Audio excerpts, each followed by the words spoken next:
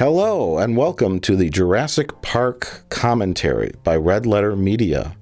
I'm Mike. I'm Jay. And Rich Evans. Rich Evans is here as well, here to laugh at Steven Spielberg's hard work.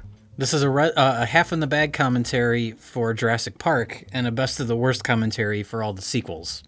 That's right. Does that sound accurate? That's fine. Yeah. They're moving a raptor. This is very Spielberg. You don't see the dinosaur hardly at all in this opening scene.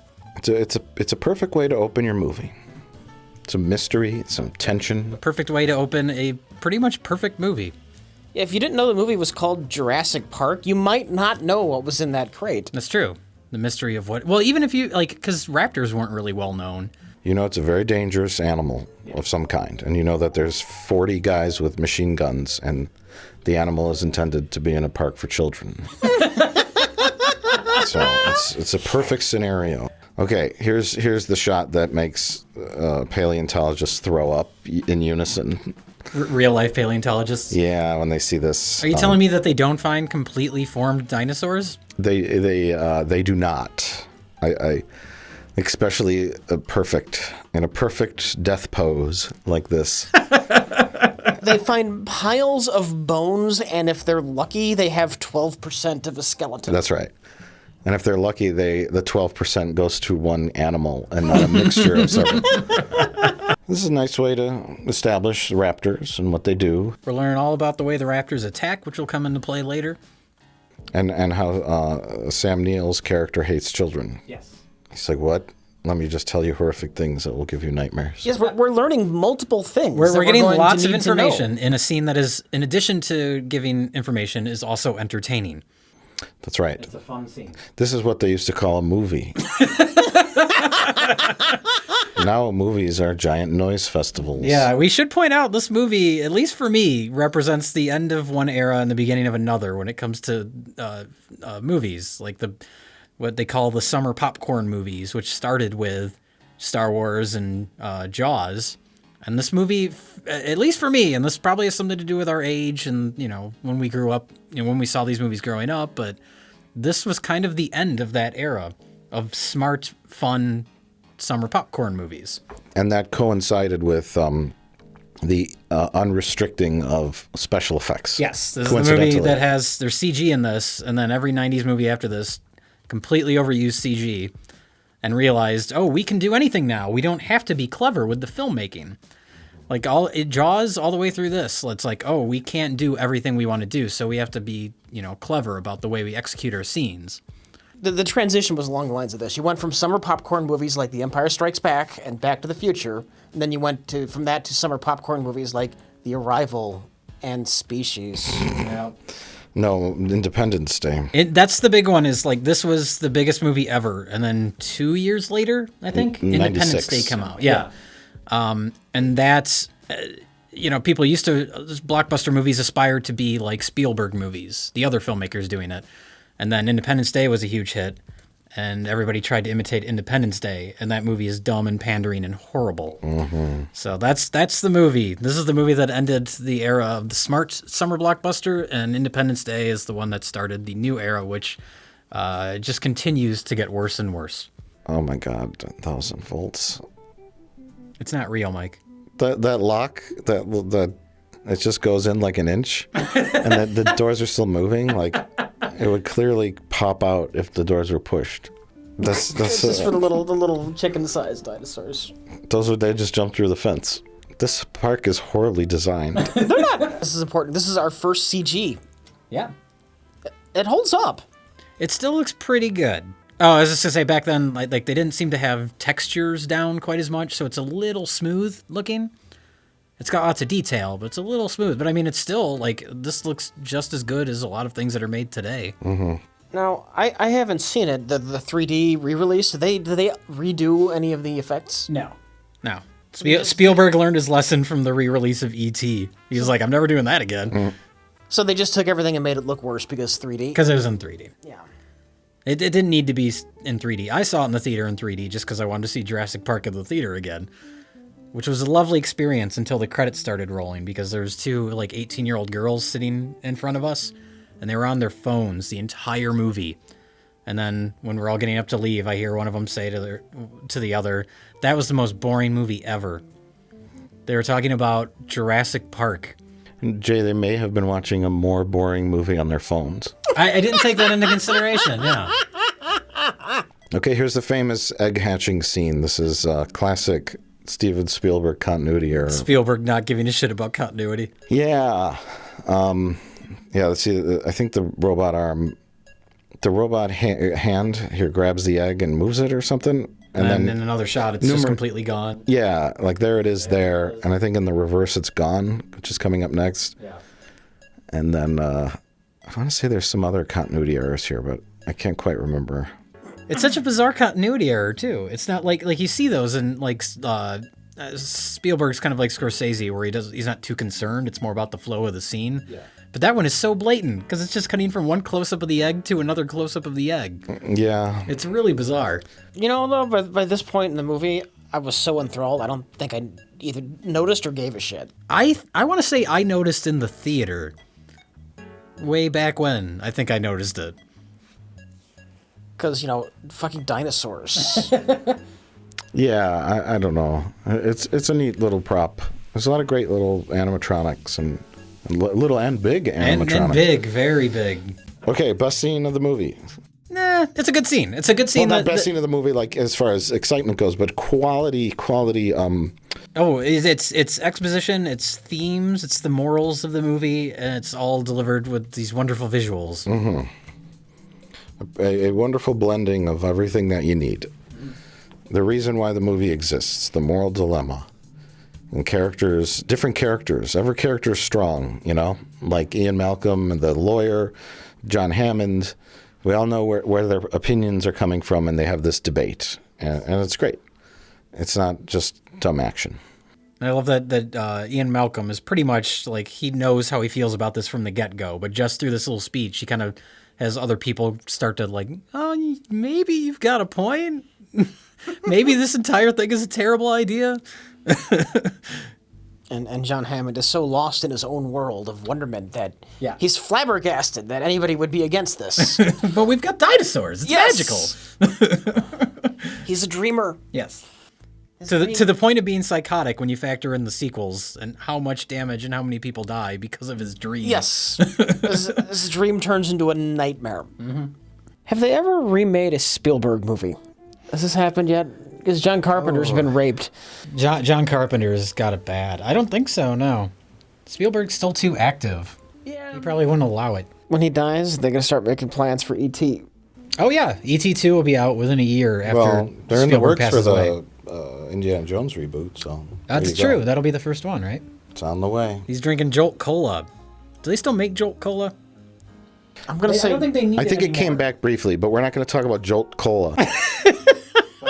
I'm sorry to get off track on our Jurassic Park commentary. I'm sorry. How much do you suppose that giant pile of shit cost? I think it's just mud, Jay. From a production standpoint. Probably $10,000, but it's just mud. I know it's not actual shit, but as a prop, like, do you hire... Who do you get... What department do you put in charge of that? Do you put the effects department or the prop department? Spielberg wanted he wanted everything to be real and realistic, so he fed everyone in the cast and crew a bunch of Taco Bell. Okay. Everyone, pull your pants down. It's nowhere near watery enough for that. Oh, that's true. It has some substance. Maybe P.F. Chang's, which I like to call B.M. Chang's. And of course, the fact that this is all happening during a tropical storm is sort of another example of not being able to control nature. Are you saying the movie also has a theme? I'm saying the movie has a theme and things happening other than just dinosaurs attacking people. I'm all for controlling nature. Fuck nature. I think I had heard somewhere when the T-Rex head comes down and it knocks the window out. Yeah. I think I had heard that wasn't supposed to happen. It was just supposed to smack on it. Oh, really? And so those kids' reactions was like real. They were terrified because the window popped out. That's awesome. Yeah, that's true. I think I read that. That's the difference between this movie and the sequels. Is this one, it treats even the dangerous dinosaurs as animals, just acting in their nature. And then the second and third one, it's like, nope, they're just monsters. They're out to kill people. One of the dinosaurs in the third one, even though it's already like hurt and injured a person, it's literally snaps his neck. It takes the time to snap his neck. Why would a dinosaur even think to do that? No, was it snapping his neck, or was it starting to just pull his head off and they just cut away? No. It goes down, it snaps his neck, the guy, goes limp, and then the dinosaur gets off of him. Because that's the same dinosaur that snaps the T-Rex's neck. Is that, they saying that dinosaur just likes snapping necks? Maybe that's their nature. So maybe we're wrong in that they are acting according to their nature in the sequels. But that's the big difference is, like, the sequels, it's just generic monster movie. Like, they don't even need to be dinosaurs, really. Do people hate Jurassic Park 3 because it's not a T-Rex, it's that big Spinosaurus thing? Well, the T-Rex is in it. Yeah, but he gets killed by the Spinosaurus. And everybody loves T-Rex. Nobody. That's true. The Spinosaurus, he's just an usurper. Spinosaurus is an uppity giant meat-eating dinosaur as far as the public is concerned. Usurper. Usurper, thank you. The Spinosaurus, though, is bigger. Yeah. Yeah. And the thing in the new one's going to be even bigger. It's going to be genetically altered to be 5 times And larger. it thinks like a person, too. Because it's Smart. It's smart. For no good reason, they're going to splice in human DNA. That's gonna be the big reveal. That's my prediction. Yeah. Well, it was too dumb. We had to put some people DNA in there, and they're gonna be like, "You monster! How could you use human DNA?" And they got them from like the black market. Like they had to use like prisoners, psychopaths from a prison, like a Russian prison. It's the only DNA we could use. We tried to go through the legal channels, but we just couldn't. So we had to use psychopaths from a Russian prison. You put Russian psychopath DNA into this Tyrannosaurus? We use Jeffrey Dahmer DNA. That's why it keeps trying to eat everybody. Even dinosaurs. Cannibalsaurus Rex? A Tyrannosaurus that keeps trying to hump your corpse. Yeah, look at how quick that scene was. It's amazing. It's like now we see, we saw how intimidating the T-Rex is as far as size, and now we see that it can run too. It costs a lot to show that dinosaur running, dude, I'm sure. So now we get a little backstory on John Hammond's motivation. He talks about the flea circus? Piccadilly Circus? No, it's not Piccadilly Circus. The flea circus in Petticoat Lane. The flea circus, yeah. Petticoat Junction? What? So he likes to watch, as a little boy, he watched fleas on the merry-go-round. And then he decided to make murderous monsters. To try to eat his grandchildren. I wanted to recreate the feeling I had of wonderment when I looked at fleas. You're overcompensating, John Hammond. I just wanted to know what it would be like if the fleas were the size of a building.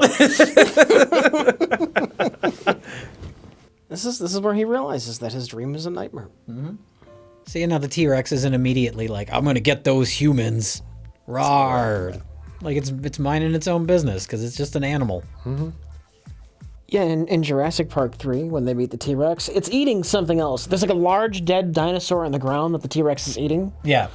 And then he sees these tiny little humans. And immediately. And he instantly drops his huge dinosaur meal to chase after 3 scrawny humans. That's because it's a big scary monster, Rich. What else is it supposed to do? And then he gets his neck broken by that Spinosaurus. Oh yeah, it takes the time to break its neck. Break the guy's neck. Like, why would a dinosaur even think to do that? This is a big jump moment in the theater. People are like, holy shit. Yeah. That puppet's gone crazy. God damn you. Love this sequence, of course, as we can say before any scene, but it's great. It's a nice breakup of the visuals, because most of the movie, all of the movie is woods or jungle, I should say, jungle, real life, outdoor environments, and then you cut to the dinosaurs in this like totally stainless steel kind of modern yeah, it's not the setting. type of environment you associate with dinosaurs. Right. So that contrast is nice. Yeah. It's a nice visual breakup, because now they run around inside the building. Gosh, could this movie be more perfect? I think in the book and in the original script, I think the collapsing dinosaur skulls just kind of fall on the raptors. Yeah. And they die. But because Spielberg is a smart man, he's like, everyone's going to love that fucking T-Rex. Which they did. Yeah. And they still do. And yeah, this is a more crowd-pleasing, satisfying ending. Yeah, the T-Rex is just an animal here. And it's not acting heroic or anything. Like its arc isn't to save the humans or something stupid. It's just going after lunch. But that CGI still looks great. Still looks good. It's amazing. It's amazing. Thanks for listening to our Jurassic Park commentary track. Oh, Mike just woke up from his nap to say goodbye. Oh my God, is the movie over? What's this? Oh my God. Thank you for listening to our commentary track. Good night.